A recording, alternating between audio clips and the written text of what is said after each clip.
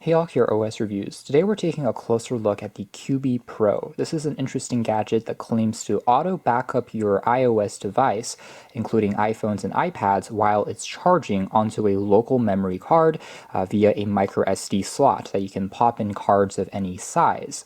It's a very interesting concept, and it sells at prices from $39 and above. They have a standard edition, and they also have a Pro edition that we're checking out here.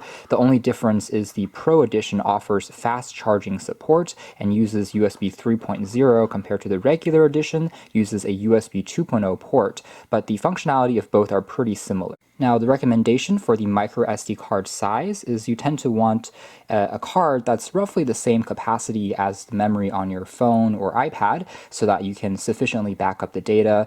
So there might be a few reasons why you would want to look at a local backup solution like this compared to, say, cloud backup using iCloud, iTunes, or using something like Google Drive. For one, all of your data is stored in your own hands instead of on a server elsewhere, so it's more secure in a sense if you are worried about privacy. In addition, it can be accessed even if there's no internet connection. The concept here is it works as conveniently as a cloud storage solution because you're just accessing it when you are charging your phone, which you can then use as a SD card reader by plugging the USB lead into your computer directly. So this can be plugged into a Mac or a Windows computer to then see the files. They have an estimation for 64, 128, and 256 gigabytes.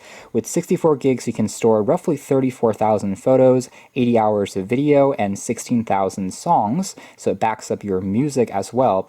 Finally, if you have both an iPhone and an iPad, you can use them both with one Qubii Pro, and they will keep the contents into separate folders on the SD card. Taking a closer look at the construction here, it is made out of a lightweight polycarbonate plastic. It simply has a USB port, your standard Apple charging/lightning cable that connects then to your phone or to the iPad. There's a small LED notification light. The other side here just features a slot for the micro SD card, locks it into place, and when you need to access it, it's still pretty easy to take the card out simply by pushing it down. So it works quite well. Then we have just the USB tip and just the company's logo. So really simple. One thing I do want to point out though is this by itself is technically not something that you can plug directly into the wall, since instead of that standard prong that you can plug into the US or whatever country you're in, it is using a full-size USB port where you can then plug into your computer to see the contents that has been backed up into the card. So instead, if you want to charge it in the wall, you still use your existing wall adapter. This then connects into the USB tip of your wall adapter, and you can see here that the company designed this to be pretty much the same dimensions as a standard small Apple charging cube. Finally, a very simple illustration to connect it to your phone, connect everything, plug it into the wall, and the process will begin. But before we do a quick demo of that, I'm going to take a closer look at this app. You can tap on the settings drawer there to take a look at if there's any software updates. You can set a password for the app to prevent others from accessing it as easily.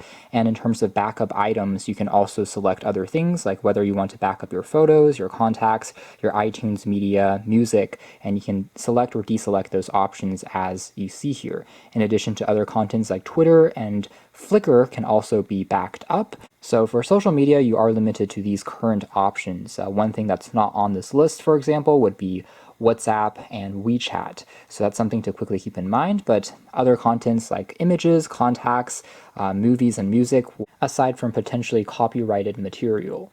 One thing I will say though is the backup options is lacking against some of the other third-party apps. So for example, if you are someone that likes to write out documents using, say, Microsoft Word, those files you can see are not going to be selectable here from this interface, at least at the moment. Otherwise, you can also take a look at your backup. So right now it's going to start immediately whenever I connect it to the charger. And finally, your last backup details, your date, and how much memory it's taken up. So pretty simple and straightforward. Now for a quick demo, it plugs into the wall just fine. I'm going to connect it now into my iPhone here.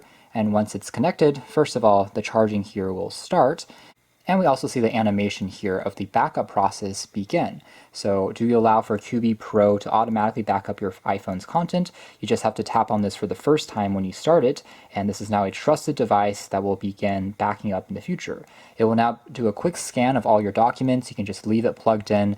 The screen here can of course turn off. The backup will still be in progress, as you can see there, currently backing up 107 photos, and the charging here is still going to support fast charging. So it can charge up your iPhone in pretty much the same speed while still doing the backup. And the backup here is also surprisingly speedy, as long as you're using an SD card that has sufficiently high class read and write speeds.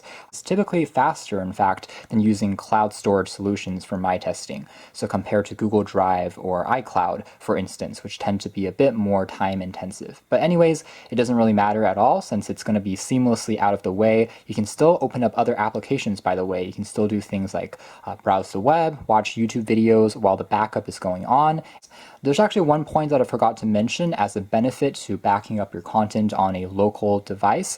Yes, there's added security and privacy, but it could also be a way to save a little bit of money. For example, if you find that you need to repeatedly sideload some of your photos and back it up onto a card, the cost here is just a one-time purchase that you can then reuse time after time, and then finally back up some of the contents from the card onto your computer's hard drive really seamlessly, versus cloud storage, which you need to pay typically a monthly or an annual fee if you need to expand it past, say, 5 gigabytes that you usually get for free from Apple or Google. We can also see how much memory is left on our card. In this case, we've used up 385 megabytes. We still have plenty of storage available. We can also browse the photos that we've backed up or restore things onto your device. Send those images back into your phone's memory. So if we tap on Browse Photos, for example, we can see that currently it has a full backup. We have 142 images that we've saved. We have one contact that's been backed up as well, and it takes a little bit longer to load, but afterwards you can see all of them. So right now it's sorted by day, so on the 23rd I currently have 31 images which have been backed up, in addition to info about the photo, such as its resolution, its timestamp, and also its location if you had geotagging turned on. It's all pretty intuitive to navigate and see what files you've backed up onto the Qubii Pro, and it's a surprisingly fast process. The last thing to mention really is just taking a closer look at those backed up files on our computer simply by plugging it in. So right now I have one iPhone, but if I have a different iPad, it would show up as a separate folder when I tap here. Or I can also back up multiple iPhones. If I have one for my friend, if I have one for children, I can continue to use them with just one device, and they will all be sorted into separate folders. Works quite well, and vice versa. I can also go back, copy all of those files and save them, paste them into my system's hard drive. So that's more or less it for the Qubii Pro. It's a very simple product, not a ton that's going on, but perhaps that's the best thing about it, is it does what it's advertised to do without really any problems. It's super seamless, the app setup is very fast, so if you are looking for a local physical copy of backed up data for your iOS device, I think this is a great option to take a closer look at. Again, it's from Qubii, called the Qubii Pro. If you want an alternative to cloud storage, or if you want another secondary backup option on top of that for even more added security. You can check out more details if interested in the links down below. Pretty simple product. For now, that's been our video. Thanks for watching here at OS Reviews. That's been the Qubii Pro.